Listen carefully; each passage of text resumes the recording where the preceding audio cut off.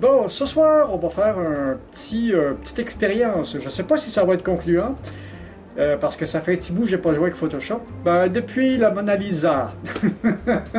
Parce que étant donné que je ne suis plus dans le métier, c'est sûr que j'ai beaucoup moins de pratique que j'en ai déjà eu. Alors, on va essayer de... Voyez ma face, on va essayer de la rajeunir un peu. Ça fait longtemps que je n'ai pas essayé ça. C'est parti! Naturellement, ça prend ce beau petit outil-là, ma vieille tablette qui a déjà presque 20 ans, ma vieille Wacom. Parce que les vieux logiciels Wacom ne marchaient plus sur mon Mac Pro à partir des processeurs Intel. Je vais aller chercher l'image de laquelle j'ai besoin. Regardez-moi ça, c'est bien de valeur, voyons voir de l'ouvrage. Ça fait bien longtemps que j'ai pas fait ça. Bien longtemps. Commencer par enlever des rides puis aplanir un petit peu. Naturellement, l'image a été prise en assez haute résolution, fait qu'il n'y a pas de problème.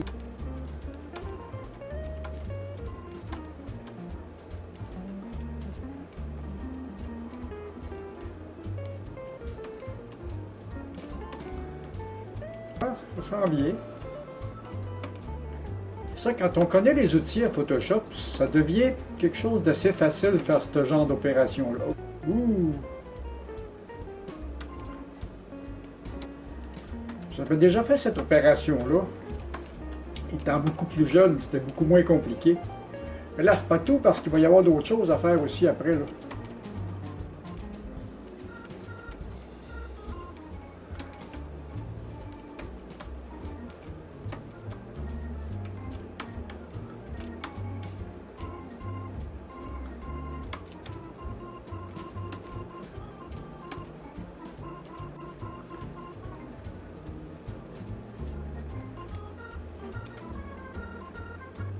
La partie qui est amusante, c'est parce que je suis capable de travailler avec une main sur le clavier et une main sur la souris. Quand j'ai commencé à travailler avec des appareils avec des souris, c'est dans toute fin des années 80, les gens mettaient toutes leurs souris du côté droit. Alors j'ai appris à me servir de la souris du côté droit. Et puis, quand j'ai eu mes premiers Photoshop, je me suis aperçu que quand j'ai mis le pad graphique, ben là, j'ai commencé à travailler avec ma main gauche sur le pad graphique, la main droite sur la souris, ce qui fait que je travaille à deux mains. Alors, je pose ça de mes commandes, puis je fais mes affaires avec ma souris et mon clavier, puis je fais tous mes petits dessins avec ma main gauche, parce que je suis gaucher. Alors, petit aparté, c'est réglé, on passe à autre chose.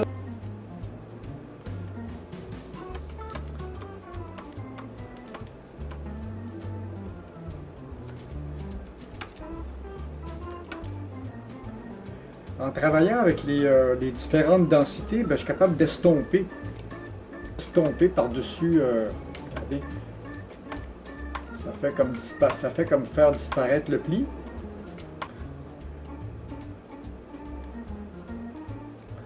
Et on fait ça vite. C'est sûr que si je voulais faire un travail extrêmement propre, il faudrait que je prenne le temps, que je prenne des heures et des heures, mais c'est pas ici le but de l'exercice. J'ai pas l'intention de prendre des heures pour faire ça. Quoique ça pourrait être amusant. On va en prendre plus large ici. Ça va pas. L'idée, c'est juste d'estomper.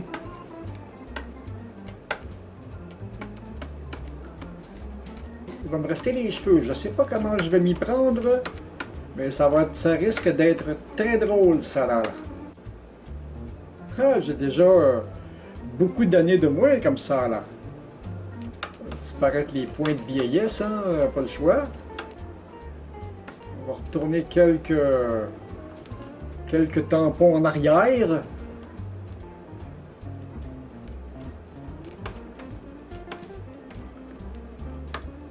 Ouh, ça change. Maintenant, on va s'occuper des cheveux. Ça, c'est pas évident que je vais y arriver. Ça change la face en salle. Bon, maintenant, les cheveux. Bon, pour les cheveux longs, pour les cheveux, j'ai pas le choix, j'ai pas trouvé de solution pour mes cheveux blancs. Donc, je vais être obligé de tricher un petit peu. On va vous montrer. Regardez-moi ça. Je vais regarder ça. J'ai trouvé des beaux cheveux qui ressemblent à la couleur de ce que les miens étaient. Et puis, ben, on va ajuster ça sur ma tête. Ça, c'est une technique de capture c'est une technique que j'ai utilisée assez souvent pour faire différentes choses. Parce que c'est arrivé souvent que j'avais des cartes funéraires à faire pour des clients. Un client, entre autres, et puis j'étais obligé de changer des fonds. Et puis, il y a beaucoup dans des photos, de faire disparaître des gens, d'en faire apparaître. Une des pires que j'ai fait, c'est dans un tableau, aller chercher quelqu'un, puis le mettre dans le tableau, mais la seule photo qu'on avait était pas très bonne, puis était en plus en noir et blanc. J'ai réussi à tout ajuster ça. Mettons que j'ai réussi à tout ajuster ça. C'est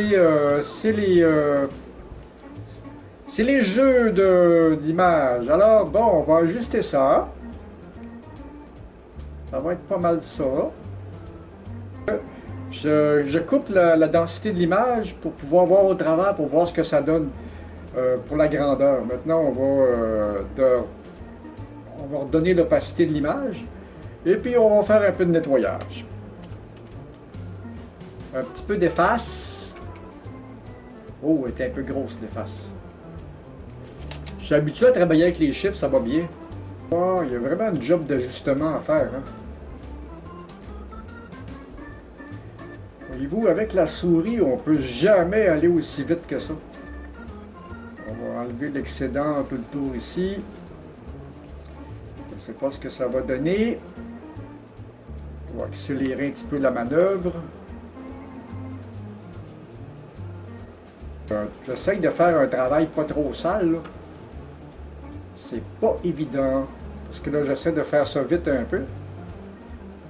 Je ne sais pas si c'était la bonne coiffure, mais on verra. Édition, transformation.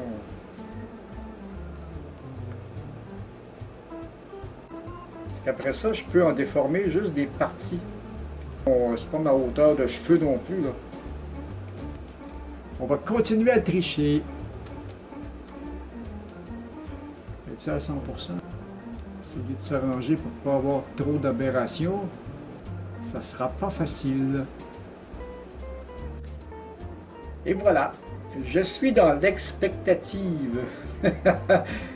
C'est vraiment pas du travail très propre, mais c'est drôle.